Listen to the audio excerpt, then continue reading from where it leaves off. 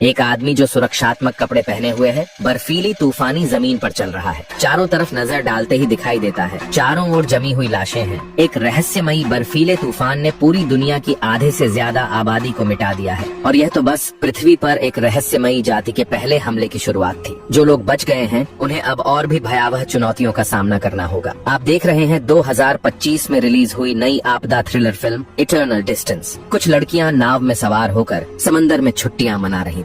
जैसे ही उन्होंने जश्न मनाने के लिए जाम उठाया, अचानक पीछे की समुद्री लकीर अंधेरे में डूब गई और फिर आकाश से एक हरी रोशनी तेजी से नीचे गिरने लगी। लड़कियां इससे पहले कभी ऐसे दृश्य नहीं देखी थी। वो हैरान थीं कि सामने क्या आ रहा है। तभी अचानक समुद्र की लहरें तेज हो गईं। उनमें से एक लड़की जहाज चलाने दौड़ी, लेकिन पाया कि सभी इलेक्ट्रॉनिक उपकरण फेल हो चुके थे। तभी बाहर की दो साथी लड़कियां अचानक जमीन पर गिर पड़ी। बच गई लड़की डर के मारे कांपने लगी। वो खिड़की से देखती है, एक बर्फ का टुकड़ा आसमान से नीचे गिरता है। दृश्य बदलता है। अर्जेंटीना के एक शहर में लोग बिजली विभाग के खिलाफ सड़कों पर उतर आए हैं। बिजली 3 दिन से बंद है और लोग अब बेहद गुस्से में हैं। पुलिस भी कुछ नहीं कर पा रही, सिर्फ ट्रैफिक को मोड़ रही है। गाड़ी में बैठे हुए जुआन सिर्फ मुस्कुराकर सिर हिलाते हैं। असल में वह अपने दोस्त की पार्टी में जा रहे थे, लेकिन अब रास्ता बदलना पड़ेगा। जब वो एक और चौराहे से गुजरते हैं तो देखते हैं बहुत सारी फायर ब्रिगेड की गाड़ियां जा रही हैं। इससे उन्हें कुछ अनहोनी की आशंका होती है। दोस्त के घर पहुंचने पर पता चलता है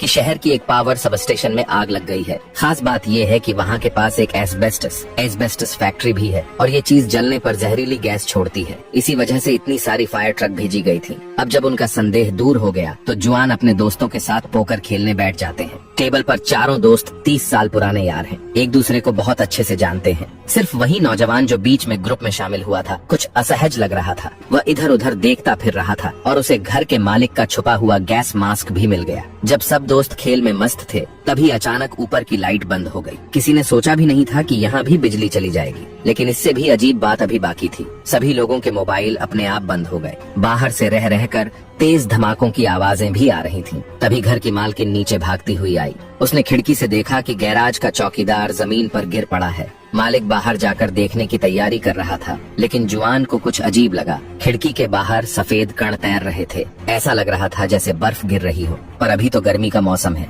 मकान मालिक को अचानक याद आया हाल ही की एक खबर। कहीं यह उसी पावर स्टेशन की आग से फैला एस्बेस्टस की राख तो नहीं? शायद चौकीदार की मौत भी इसी जहरीले पदार्थ के कारण हुई हो। अब कोई भी बाहर जाकर मदद करने की हिम्मत नहीं जुटा पाया। तभी एक कार बेकाबू होकर रास्ते के किनारे टकरा गई। अब सभी के मन में अनहोनी की आशंका भर गई। वे अपने परिवार से बात करने की कोशिश करने लगे, मगर अफसोस सभी मोबाइल बंद थे। यहाँ तक कि लैंडलाइन भी काम नहीं कर रही थी। अच्छा हुआ कि मकान मालिक ने थोड़ी समझदारी दिखाई। उसने सबको कहा